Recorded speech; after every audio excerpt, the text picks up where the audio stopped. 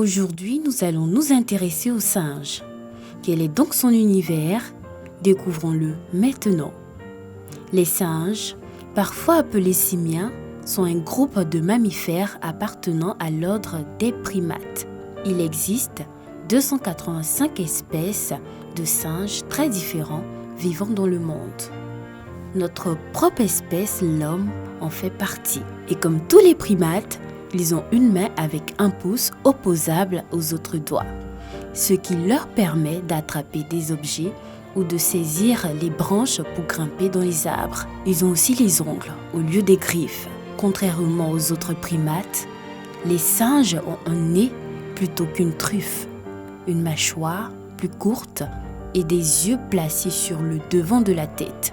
Ils ont donc un visage plutôt qu'un museau. La guenon reste la femelle du singe, quelle que soit son espèce. Le plus petit singe est le Ouistiti pygmée. Il mesure 12 cm et pèse entre 120 et 130 grammes. Le gorille, quant à lui, est le plus grand singe du monde. Un singe préhistorique qui a disparu il y a 400 000 ans, était cependant encore plus grand. Les singes ont également une très bonne vue.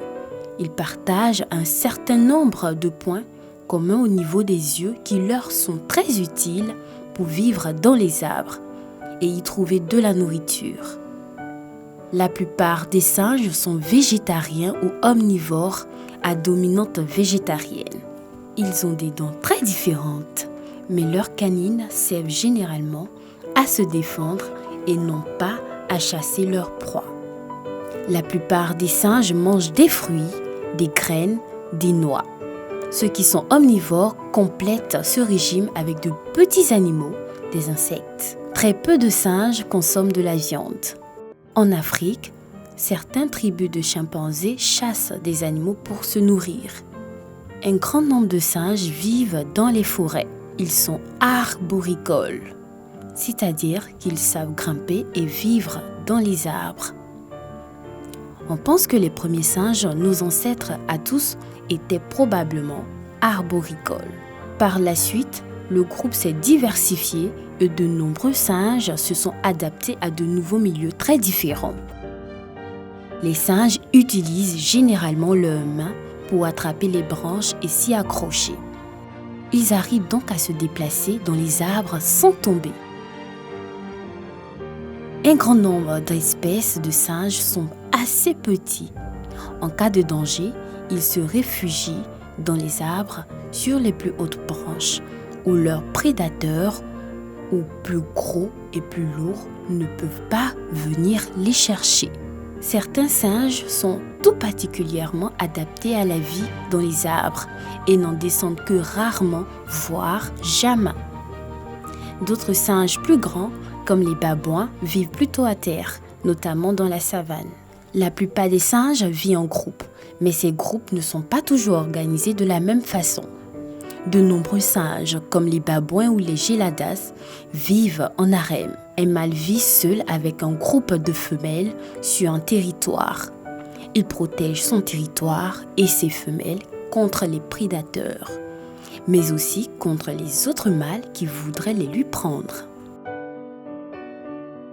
D'autres singes vivent en famille, des groupes plus petits composés d'un couple et de ses enfants. C'est généralement le mâle dominant qui dirige la famille. Les enfants, devenus grands, quittent leurs parents pour former leur propre famille. Les singes se reproduisent toute l'année comme l'homme et vivent plus de 40 ans. Les singes font des grimaces pour se reconnaître. C'est comme un code. Ils expriment leurs émotions avec des gestes et des expressions faciales. Les grimaces du singe ont différentes significations. Il y en a qui expriment la tristesse, la peur et la colère. Les singes interviennent dans plusieurs aspects de la culture populaire. En tant qu'animal le plus proche de l'homme, le singe apparaît souvent comme particulièrement intelligent, mais aussi habile, puisqu'il possède des mains et sait se servir des outils. Dans de nombreuses cultures, il symbolise la sagesse et l'intelligence.